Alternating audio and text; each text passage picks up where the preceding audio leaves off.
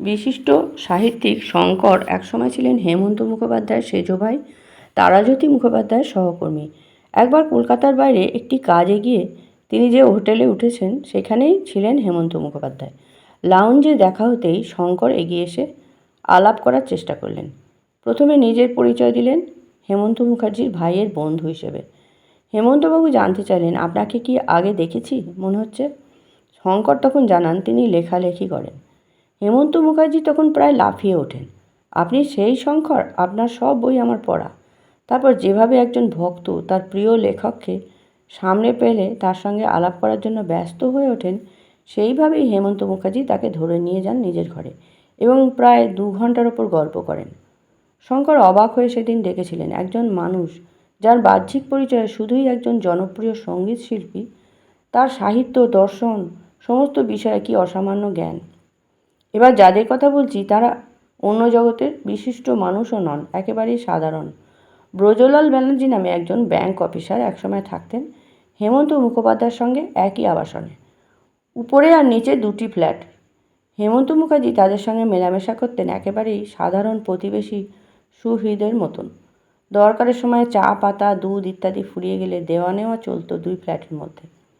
বাড়িতে অন্য শিল্পীরা এসেছেন, গান চলছে, ব্রজলালবাবু গান শুনতে ভালোবাসেন বলে হেমন্ত মুখার্জি ডেকে আনতেন তাকে। এইভাবে সন্ধ্যা মুখোপাধ্যায়, হৈমন্তী শুক্লার মতো অনেক শিল্পীর সঙ্গে ব্রজলালবাবু বা তাঁর পরিবারের আলাপ করিয়েও দিয়েছিলেন হেমন্ত মুখার্জি। কীভাবে অত্যন্ত সাধারণ মানুষের সঙ্গেও নম্র ব্যবহার করতে হয় তা হেমন্ত মুখোপাধ্যায়কে দেখেই শেখার, জানিয়েছিলেন ব্রজবাবু।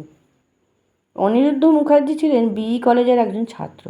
বছর 2 আগে তিনি শেয়ার করেছিলেন এক অভিজ্ঞতার কথা। কলেজের অনুষ্ঠানের জন্য হেমন্ত মুখোপাধ্যায়কে আমন্ত্রণ জানাতে গিয়েছিলেন তিনি।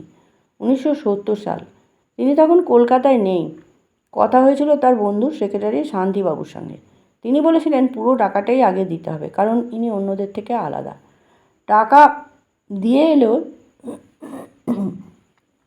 ছাত্র উদ্যোক্তা মনঃক্ষুণ্ণ হলেন। অন্যদের থেকে আলাদা বলে এরকম?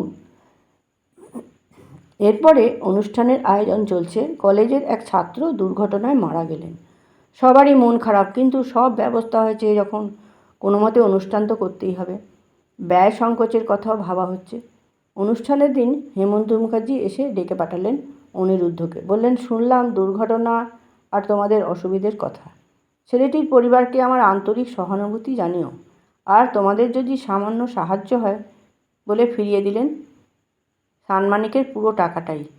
এরপর হেমন্ত মুখার্জি মঞ্চে উঠে গান ধরলেন, আর উইংসের পাশে দাঁড়িয়ে অনিরুদ্ধ তখনও ভেবে চলেছেন এই জন্যে ইনি এতখানি আলাদা।